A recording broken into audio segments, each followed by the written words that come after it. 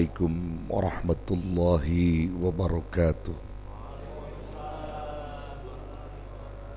Alhamdulillahilladzi qad akhraja nataijal fikri li arbabil hijab wa anna fadailahu wa ni'amahu qad afda ila kafatil bashari syarqan wa garba wa ibadahul muttaqina qad asrafa yaumal qiyamati fi jannatil ma'wa. Wassalatu wassalamu ala sayyidil mustafa wa ala alihi wa sahbihi ahli sidqi wal wafa. Amma ba'du, faqala azza min qail fi kitabihil aziz, qalu subhanaka la ilma lana illa ma 'allamtana innaka antal alimul hakim. نوينا التعلم والتعليم والتذكر والتذكير والنفع والانتفاع والإفادة والاستفادة والحث على التمسك بكتاب الله وسنة رسوله والدعاء إلى الهدى والدلالة على الخير ابتغاء وجه الله ومرضاته وقربه وثوابه. بسر الفاتحة. أعوذ بالله من الشيطان الرجيم. بسم الله الرحمن الرحيم. الحمد لله رب العالمين الرحمن الرحيم مالك يوم الدين إياك نعبد وإياك نستعين اهدنا الصراط المستقيم صراط الذين أنعمت عليهم غير المغضوب عليهم ولا الضالين آمين. ربي اغفر لنا ولوالدينا آمين. Saudara-saudara jamaah Majlis Dzikir wa Ta'lim Masjid Jami Nurul Ulum yang saya hormati dan muliakan, segenap jajaran pengurus DKM Dewan Kemakmuran Masjid Jami Nurul Ulum, akhi fillah Ustaz Muridi Soleh yang saya muliakan, Abina Bapak Abdullah bin Haji Jaimin yang sangat saya hormati dan muliakan, Ustaz Zarkasi, semua yang hadir pada kesempatan malam ini, dan juga para RT, RW, semua yang pada hadir, insyaallah diberkahi Allah, dan juga termasuk para pencinta ilmu, saudara-saudara sekalian yang selalu istiqomah di dalam mencari ilmu-ilmu Allah. Alhamdulillah, kita bersyukur kepada Allah atas segala karunia nikmat yang begitu banyak dilimpahkan kepada kita, ya, khususnya nikmat iman Islam, nikmat yang terus ditumbuhkan Allah dalam kalbu kita sehingga membuat kita mudah dalam menjalankan urusan-urusan akhirat. Bahkan nikmat iman Islam itu pula yang menghantarkan kita pada kebahagiaan, baik bahagia di dunia maupun bahagia di akhirat kelak insyaallah. Nah, saudara yang dirahmati Allah, kita lanjut kembali kajian kitab kita. Bahasan kita lagi menerangkan tentang bab zuhud, ya, dan itu baru sekilas yang kita kaji pada pertemuan-pertemuan yang lalu. Ya, kemarin terakhir kita bahas, ya, kaitannya zuhud itu di mana Allah Subhanahu wa taala mengingatkan kita bahwa orang-orang yang zuhud itu adalah orang yang meninggalkan daripada kesenangan-kesenangan dunia, namun bukan berarti dia tidak butuh dengan dunia.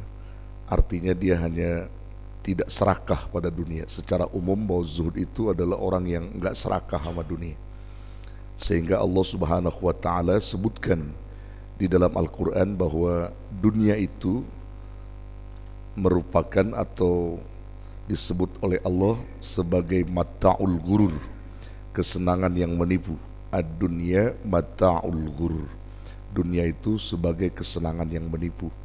Kita memiliki apa saja di dunia, namun tidak pernah kita bawa mati. Kita memiliki rumah mewah, tak pernah ikut kita kalau kita sudah mati. Kita memiliki jabatan tinggi misalnya, gak akan pernah bisa dibawa mati. Kita punya apa saja yang kaitannya dengan dunia. Maka dikatakan dunia itu sebagai tipuan saja, sebagai kesenangan yang menipu, benar adanya. Tapi akhirat yang sudah jelas kata Allah bahwa akhirat itu sebagai negeri yang kekal, ya, sebagai negeri di mana Allah ciptakan untuk ditempatkan seluruh manusia nanti. Bahwa di akhirat itu cuma ada dua tempat, kalau enggak surga, neraka, itu akhirat. Dan itu semuanya memiliki kekekalan. Bahkan akhirat itu adalah negeri yang bagus, negeri yang baik. Wal akhiratu khairu wa abqa. Dan akhirat itu adalah negeri yang baik, negeri yang kekal lagi baik. Jadi udah kekal, bagus gitu. Nah makanya kalau orang berebut akhirat itu orang cerdas. Tapi kalau orang berebut dunia itu disebut orang bodoh. Kalau berebut akhirat cerdas. Sholat berjamaah ketinggalan, dia langsung nangis, itu cerdas. Mau ngaji ketinggalan, dia sedih, itu cerdas. Mau sodakoh ketinggalan misalnya, dia nangis atau dia menyesal. Pengen penutupan tawakuf ada mi'raj, rasanya memberi 100.000 itu kurang, harusnya 1 juta satu orang, dia langsung berlomba-lomba. Itu namanya orang yang mencari akhirat. Ya, begitu nggak kira-kira? Ya, 100.000 aja pada mikir ya. Nah ini artinya apa saudara? Ini memberikan pelajaran buat kita. Makanya pernah saya ulang-ulang bahwasanya image kita harus kita rubah tentang dunia. Dan perbandingan dunia dengan akhirat itu image-nya harus berubah. Selama ini kita menganggap bahwa dunia itu besar, padahal dunia itu kecil kata Nabi. Ad-dunya sakhir, kecil. Bahkan saking kecilnya sampai disebutkan Nabi bahwa dunia itu tidak ubahnya seperti sayap nyamuk gitu, yang gak ada harganya dunia itu. Ya, tapi justru diperebutkan oleh banyak orang. Sementara akhirat itu adalah intan permata, yang dimana orang banyak melupakan. Orang-orang menyebut dunia itu besar, akhirat dalam pandangan dia kecil. Sehingga ketika yang berbau dunia, apabila dia membawa materi yang cukup besar, masih saja dianggap kecil. Sementara ketika dia memandang akhirat itu adalah kecil dalam image-nya, dalam pandangan dia, dalam pikiran dia, ya, mindset-nya begitu. Mindset dia bahwa akhirat itu kecil. Maka setiap dia bawa uang yang menurutnya bahwa itu adalah uang yang boleh dibilang nggak seberapa, tapi dia menganggapnya uang itu yang dia keluarkan untuk akhirat jadi besar, karena akhirat itu dianggap kecil bagi dia. Makanya sebagai logika contoh begini, kalau saudara pergi ke mall, pergi ke Ramayana atau sentra ekonomi, kemudian bawa duit misalnya 100.000 ke mall, kira-kira kecil apa gede itu duit? Hah? Kenapa kecil? Tuh, karena image antum dunia itu besar. 100.000 bawa duit ke mall itu kecil. Sekarang saya balik, bagaimana kalau antum bawa duit ke masjid 100.000, gede apa kecil? Nah, ayo saya tanya. Ya, banyak tuh kata dia, gede. Ya padahal masjid itu simbol akhirat. Setiap apapun yang berkaitan dengan agama itu akhirat.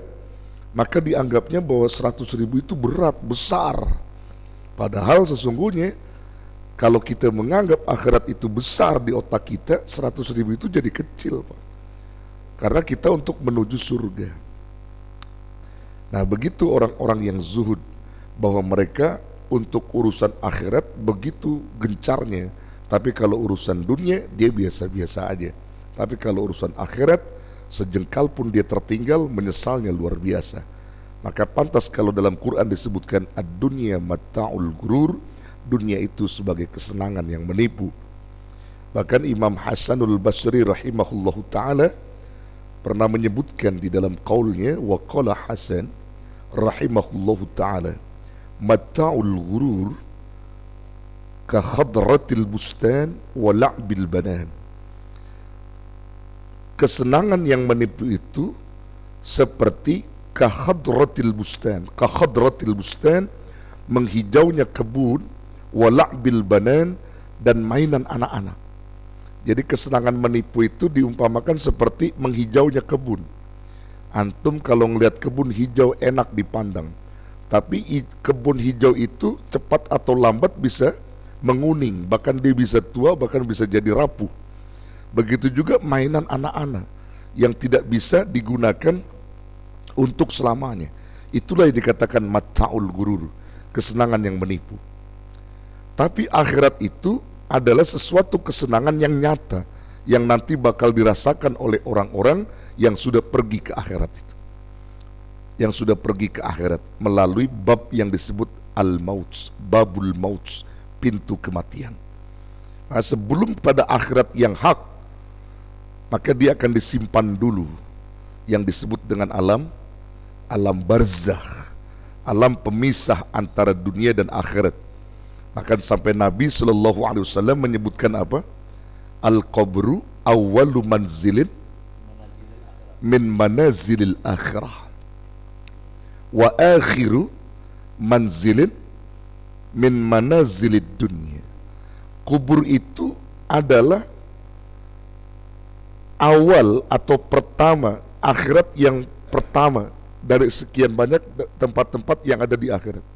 Jadi kubur itu adalah akhirat pertama dari sekian banyak tempat-tempat yang ada di akhirat. Sebagai tempat pertama kali yang ada di akhirat, ya, dari sekian banyak tempat-tempat yang ada di akhirat itu. Jadi kubur itu pertama kali akhirat itu. Bahkan kubur itu juga merupakan tempat terakhir dari sekian banyak tempat-tempat yang ada di dunia. Makanya dia sebagai alam barzakh, pemisah antara dunia dan akhirat. Nah, kita disimpan di kubur itu. Nah, di kubur itulah nanti kita akan bisa memahami bahwa kita selamat atau tidak, terlihat di situ nanti. Kalau orang awalnya sudah selamat di alam kubur, kata Nabi, maka dia akan memperoleh keselamatan berikutnya di alam akhirat. Namun ketika dia sudah celaka di alam kubur, maka dia akan mengalami celaka berikutnya di alam akhirat. Nah,